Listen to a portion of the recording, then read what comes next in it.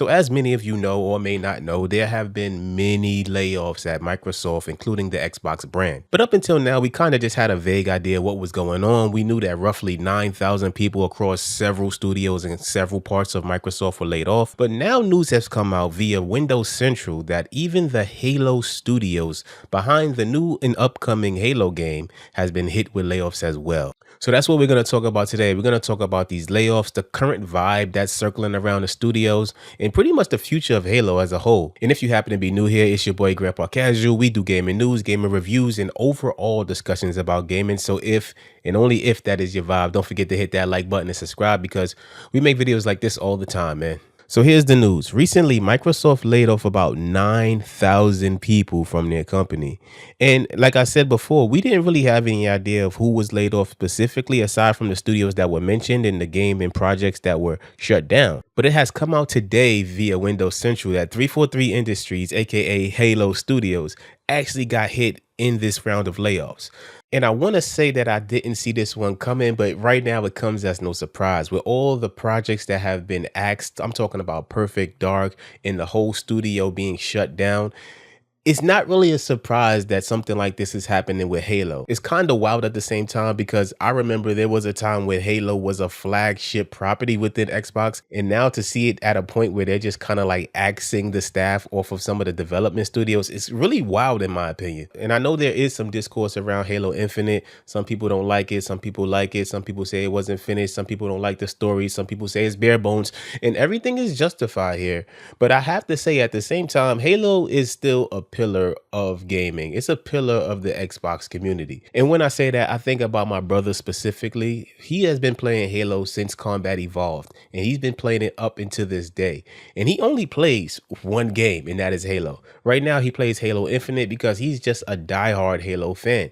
And I'm sure he is not the only one out there that feels that way. And with these round of layoffs and things like that, it's actually affected the studio and the remaining staff that are working on the game. According to an Engadget report, a Halo Studios developer spoke with this outlet and said that at least 5 employees were let go from the Halo team as part of Microsoft's cuts.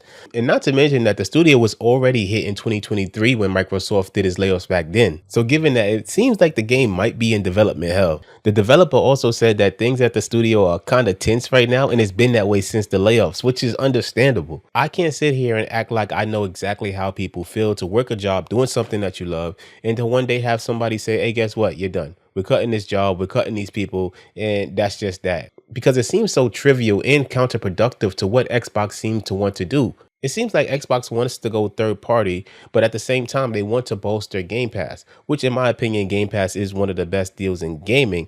But at the same time, if you're chopping and cutting all the games that you're making, then how can you have a viable service? It's similar even to streaming services, right? Let's say if you had Netflix and you had Amazon Prime, right? And they have the same exact movies on them.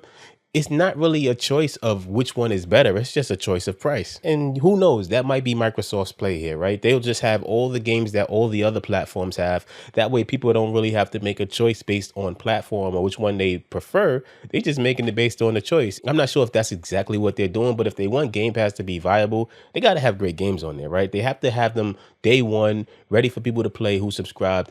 If not, then it's kind of like, well, what's really the point? Yeah, back compat is cool, and it's always great when you get games that haven't been on there that you've been waiting for a while. Like we have Helldivers coming, we have Black Myth Wukong coming, but at the same time, I'm really confused as to what the direction Xbox is trying to take here. What's even more crazy is they're saying that the quality of the new Halo game, the new one that is supposed to be coming out, that they're supposed to be working on, Unreal Engine 5, all that cool stuff, they're saying the quality of that, nobody's even happy with that. They said, I don't think anybody's really happy about the quality of the product right now. There's been a ton of tension and pep talks trying to rally folks to ship. And like I said before, we're talking about a franchise that has been a pillar in Xbox since the beginning. We're talking about a Halo, right?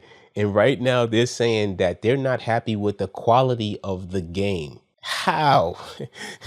This is one of the biggest franchises that Xbox had. And according to the article, it seems like a big part of the frustrations that they're having right now is due to the fact that Microsoft is using a lot of third parties to fill in for positions that could be given to people in a team. So they're dealing with a lot of contractors instead of hiring people on. So it's like, imagine if you're working on a team, right? And you're building a game and you're putting it together. And then you have like this third party contractor that's brought in to help you. So they don't really know what's going on within the situation. So instead of focusing on making the game and making the game great and building something and pushing the envelope, now you have to stop doing that, right? And now you have to bring this other person in, train them and bring them up to speed as to what's going on within the situation, and then continue from there.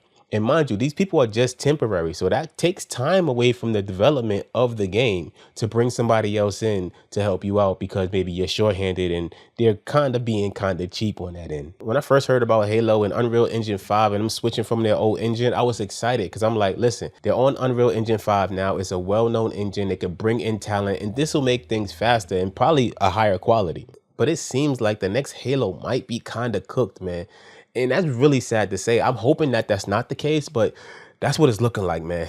I don't know, man, but let me know what you think. Let me know in the comments. How are you feeling about the Halo situation? How are you feeling about the layoffs? What do you think that the answer is here? Whatever it is, I'm always down to have conversations with you all. And if you're into having casual, grounded conversations around gaming, consider liking and subscribing.